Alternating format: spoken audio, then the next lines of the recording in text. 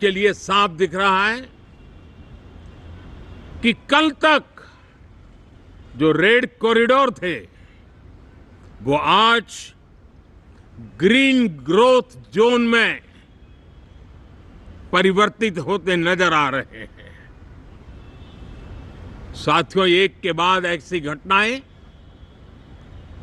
देशभक्ति के लिए, देश की भलाई के लिए संसद में पहुंचे हुए हर माननीय सांसद के लिए गौरव का पल है। और संसद के इस सत्र में ये गौरव गान पूरा देश सुनेगा, हर सांसद से सुनेगा, हर दल से सुनेगा। साथियों, आर्थिक क्षेत्र में भी जब 2014 में आप सबने हमें जिम्मेवारी दी, देश फ्रेजाइल 5 की अवस्था से गुजर रहा था। 2014 के पहले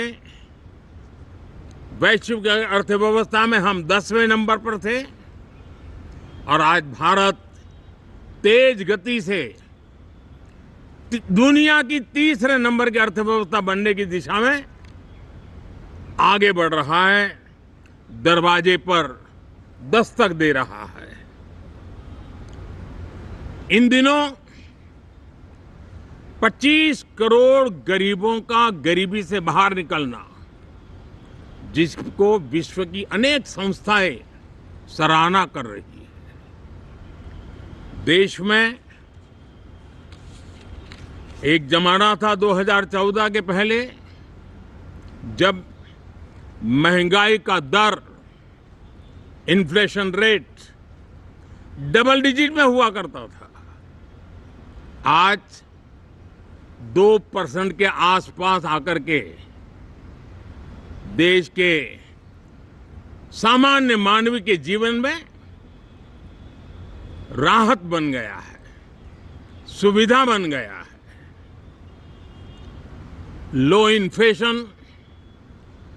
लो इन्फ्लेशन के सामने हाई ग्रोथ एक अच्छे विकास यात्रा की दिशा है। साथियों, डिजिटल इंडिया, यूपीआई आज भारत के एक नए सामर्थ्य को दुनिया देख रही है, पहचान रही है और ज्यादातर देश में उसके प्रति एक आकर्षण पैदा हो रहा है। यूपीआई ने फिनटेक की दुनिया में अपने एक नाम कमाया है। रियल टाइम डिजिटल ट्रांजैक्शन दुनिया में सबसे ज्यादा हो रहे हैं। दुनिया में जितने हो रहे हैं, अकेले भारत में उससे ज्यादा हो रहे हैं। साथियों, पिछले दिनों इंटरनेशनल लेबर ऑर्गेनाइजेशन का एक वैश्विक समागम था और उसमें भारत ने बहुत बड़ी ऊंचाई प्राप्त की है। आईएलओ का कहना है कि 90 करोड़ से ज्यादा लोग भारत में अब सोशल सिक्योरिटी के दायरे में हैं। ये अपने आप में एक बहुत बड़ा अचीवमेंट है। उसी प्रकार से वैश्विक संस्था WHO ने ये कहा है कि भारत अब आंख की जो बीमारी आमतौर पर बारिश के सीजन में ज़्यादा देखी जाती थी, ट्रैकोमा, अब भारत को WHO ने ट्रैकोमा फ्री घोषित किया है। तो आरोग्य के क्षेत्र में भी ये अपने आप में एक महत्वपूर्ण भारत के लिए सिद्धि है। साथियों, पहलगाम की क्रूर अत्याचार, नरसंहार पूरी दुनिया चौंक उठी थी। आतंकवादी और आतंकवादी के आके दुनिया का ध्यान उनकी तरफ केंद्रित हुआ था। और उस समय दल हित छोड़ करके देश हित में हमारे ज्यादातर दलों के प्रतिनिधि, ज्यादातर राज्यों के प्रतिनिधि विश्व भ्रमण किया, दुनिया के अनेक देशों में गए और एक स्वर से दुनिया के सामने आतंकवादियों का आका पाकिस्तान को बेनकाब करने का एक बहुत सफल अभियान चलाया। मैं आज राष्ट्रहित में किए गए इस महत्वपूर्ण कार्य के लिए उन सभी सांसदों की सराहना करना चाहता हूं, सभी दलों की सराहना करना चाहता हूं और उसने देश में एक सकारात्मक वातावरण पैदा किया। विश्व ने भारत की बात को स्वीकार करने की दिशा में अपने मन के द्वार खोले और इसके लिए ये हमारे सांसदगण, हमारे राजनीतिक दल सराहना करने के मेरे लिए सौभाग्य है।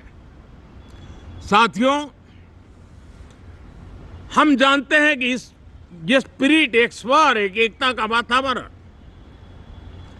देश को कितना उत्साह से भर देता है। विजयोत्सव का ये पर्व इस मॉनसून सत्र में भी उसी भाव से प्रकट होगा। देश की सैन्य शक्ति को सराहना करेगा, देश के सामर्थ्य का गौरवगान करेगा और देश के 140 करोड़ नागरिकों को नई प्रेरणा का कारण बनेगा। मुझे विश्वास है कि हम सब मिलकर के डिफेंस के क्षेत्र में आत्मनिर्भर होने के इन प्रयासों को बल दें, सेना के सामर्थ्य की सराहना करें और मैं आज देशवासियों के सामने जरूर कहूंगा और देश के राजनीतिक दलों से भी कहूंगा कि देश ने एकता की ताकत देखी है, एक स्वर का सामर्थ्य क्या होता है देखा है। तो सदन में से भी सभी माननीय सांसद उसको बल दें, उसको आगे बढ़ाएं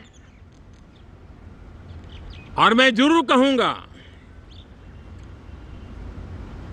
राजनीतिक दल अलग अलग हैं, हर एक का अपना एक एजेंडा है, अपनी एक भूमिका है, लेकिन मैं इस वास्तविकता को स्वीकार करता हूं कि दल हित में मत भले न मिले, लेकिन देश हित में मन जरूर मिले। इसी एक भावना के साथ इस मॉनसून सत्र से देश के विकास यात्रा